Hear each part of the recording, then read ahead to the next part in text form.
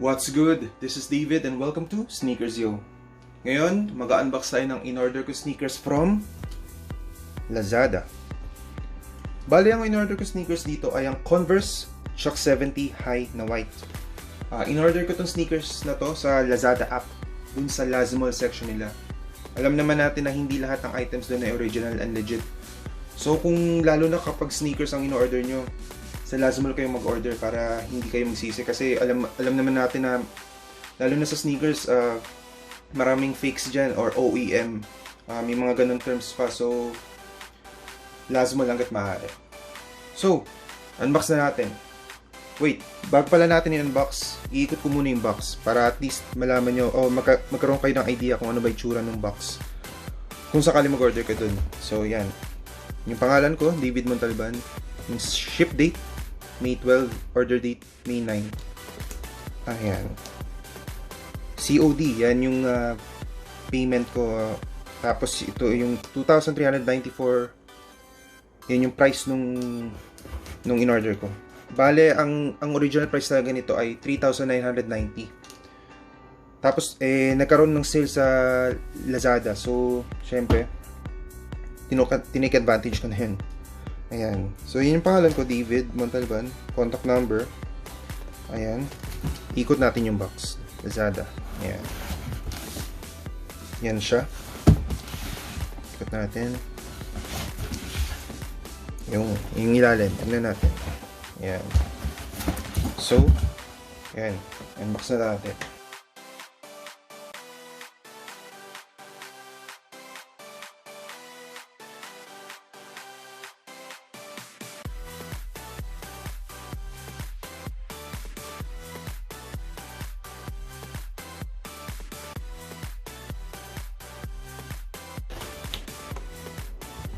Bam! Yung. So, yan yung Converse All-Star Chuck Taylor. So, ikot muna natin yung box bago natin buksan. Ayan siya. Yung, tama. Ang in-order ko palang size dito ay 8.5. Tama naman. Ayun pala sa Chuck 70. Kung ang size nyo ay 9, kumuha kayo na yung half size down kasi medyo malaki tong sizing ng Chuck 70. So yun ang pakatandaan nyo. So yan natin. Bam! Yan siya. Ganda. Bali, ang material nito ay canvas. Tapos itong Converse na logo, leather siya na nakatahi.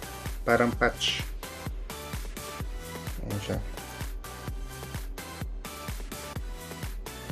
Ito namang sole niya, medyo off-white, parang cream ang kulay niya. Tapos ito yung heel. Converse All-Star Chuck Taylor. Naman natin sa baba. Yung ilalim niya. Ayun yung size nung sapatos, 8.5. Yun. Siya. Tignan naman natin yung dila.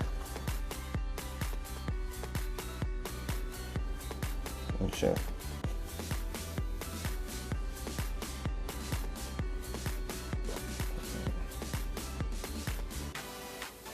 Tignan naman natin yung isang pares.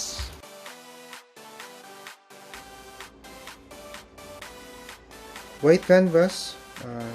Ayan, leather yung patch ng Converse logo. Tapos off-white yung sole. Tapos yung outsole niya, ayan. Ganun din, 8.5. After pala nitong unboxing na to, isusuot ko to para at least magkaroon ko ng idea ano yung itsura niya. Suot. Siguro bagay to sa pants.